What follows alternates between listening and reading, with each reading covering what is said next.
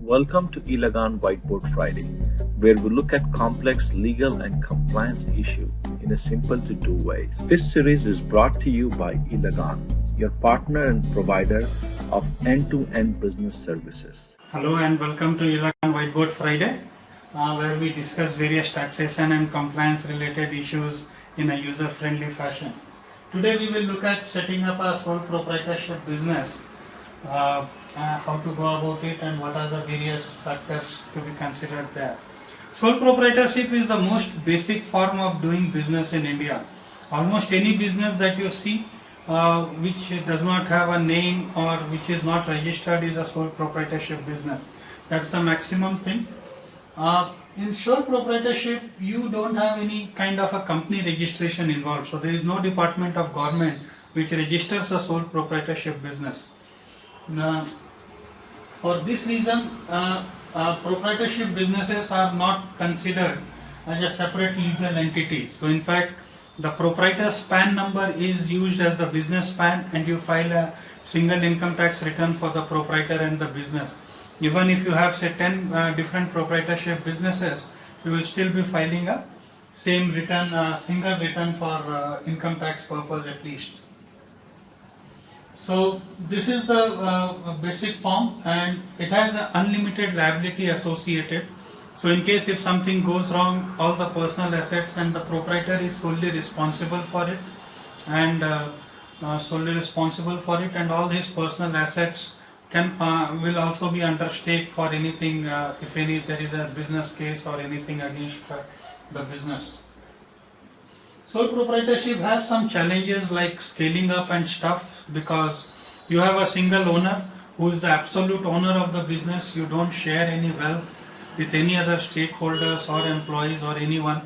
So that's why it becomes challenging, and even if you are trying to raise money, you cannot raise from investors, so you have to put in only your money, or maybe look at some bank loans and stuff if you have sufficient assets and stuff like that. Of late, RBI has introduced some KYC norms into opening a sole proprietorship business account. So if you are trying to open a current account for your proprietorship business, you need to follow some KYC norms offered by RBI. One of the most important factor in this is they now want you to be registered with some government agency. As there is no company registration, so basically you just walk in today and say, "Hey banker, I am the proprietor of Google Inc." and then they can open the account, right? Because you don't need any approval from anyone. But now RBI has instructed all the banks, and the bankers, many bankers insist on one registration, many bankers insist on two registrations with some government department. It could be, for example, say service tax registration, VAT registration, professional tax, TAN. TAN is not very acceptable by bankers, but professional tax, shops and establishment, things like that. So there is a big disadvantage now with the proprietorship business for this.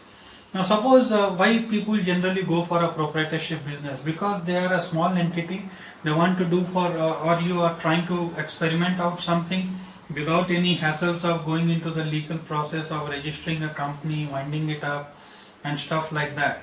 But if you are trying to do even a single rupee business through check and stuff, then you need to open a bank account. To open a bank account, you now have to take some registration or the other.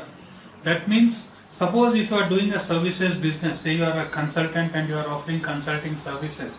Now theoretically, if you look at it, just start a business and then you can still file an income tax return under your PAN. If your revenues are say 4-5 lakhs, 6 lakhs or something like that, you don't need any other registration if you are a freelance service provider. But to open a bank account, your banker will now ask either go for a shops and establishment registration or get me a service tax or some registration. So you will need to spend money to register that, and if it is for a very short term, then again you will have to surrender it back.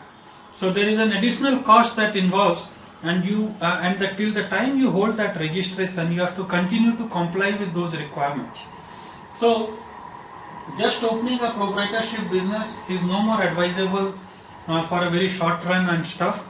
because that can actually turn out to be much more expensive. So take a good call whether it is really needed, because you'll have to take some registration or the other to open a bank account. If without opening a bank account, if it works, then yeah, go ahead and do it.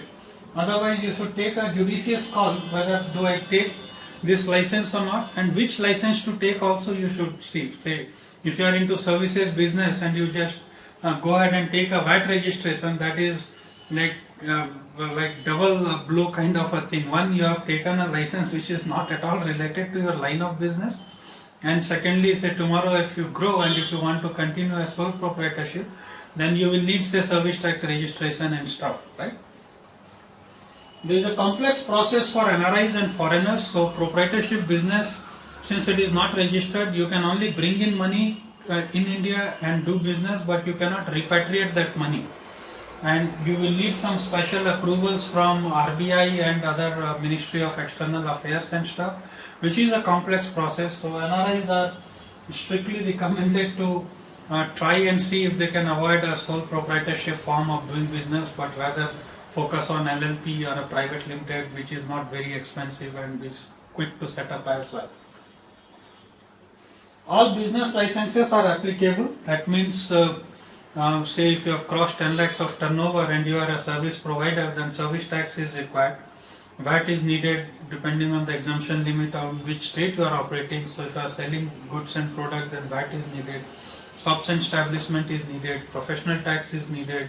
So all those licenses. So more for knowing more details and which license is applicable when, we recommend you look at our other specialized videos on business licenses and things, so that you get a much better clarity as to when a license is needed and what are the various forms of it, what processes needs to be done, what returns has to be filed, when it has to be filed. So all those licenses are applicable for proprietorship business, and it has severe challenges in scalability since you are not able to delegate much of power and stuff, because ultimately all the ownership and stuff lies with the proprietor, and you don't have many co-founders and other business partners and stuff. So it is more like a centralized approach of doing business. So at some point of time you face scalability issues and stuff. So that's basically about sole proprietorship. Take a call judiciously whether it really makes sense to go for a sole proprietorship or not. Otherwise, if it is just for a very short term and without opening a bank account, if you can do, then it is still recommended you can look at that option. Otherwise, it is good to start with your long-term business objective by choosing the right business type. Thanks for attending eLagan Whiteboard Friday. Feel free to drop us an email at support@elagan.com or check out our knowledge base at elagan.com/kb for more details on this. Thank you.